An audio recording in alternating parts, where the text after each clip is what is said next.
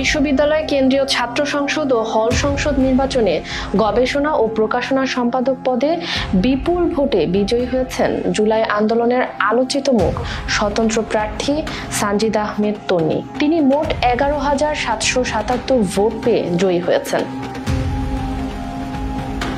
বুধবার সকালে ঢাকা বিশ্ববিদ্যালয়ের সিনেট ভবনে আনুষ্ঠানিকভাবে নির্বাচনের ফল ঘোষণা করা হয়। গত বছর 15 জুলাই বৈষম্য বিরোধী ছাত্র আন্দোলনে নিজ ক্যাম্পাসে ছাত্রলীগের হামলার শিকার হন ক্লিনিক্যাল সাইকোলজি বিভাগের 2019-20 সেশনের শিক্ষার্থী সানজিদা আহমেদ তন্নি।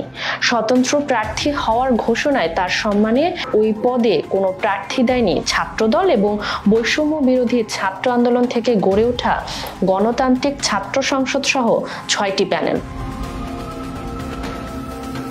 অন্য 3টি প্যানেল হলো বাম ছাত্র সংগঠনগুলোর প্যানেল, প্রতিরোধ পর্ষদ, জামাল উদ্দিন মুহাম্মদ খালিদের নেতৃত্বাধীন সমন্বিত শিক্ষার্থী সংসদ, 3 বাম ছাত্র সংগঠনের প্যানেল, অপরাজেয় 71, অদম্য 24 ও ইসলামী ছাত্র আন্দোলন। তার স্বতন্ত্র প্রার্থী হওয়ার ঘোষণা আসার পর এই পদে কোনো প্রার্থী দেয়নি ছাত্রদল এবং বৈষম্য বিরোধী ছাত্র আন্দোলনের সমর্থিত গণতান্ত্রিক ছাত্র সংসদ সহ 6টি প্যানেল।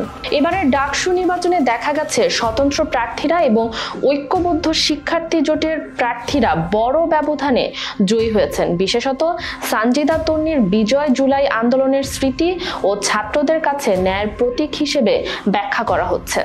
বিশ্লেষকরা মনে করছেন এবারকার ফলাফল ঢাবির ছাত্র রাজনীতিতে নতুন প্রজন্মের শক্তিশালী প্রভাব প্রতিফলিত করছে। কাজল হায়দারের রিপোর্টে ফারিহা আহমেদ, খবর সংযোগ।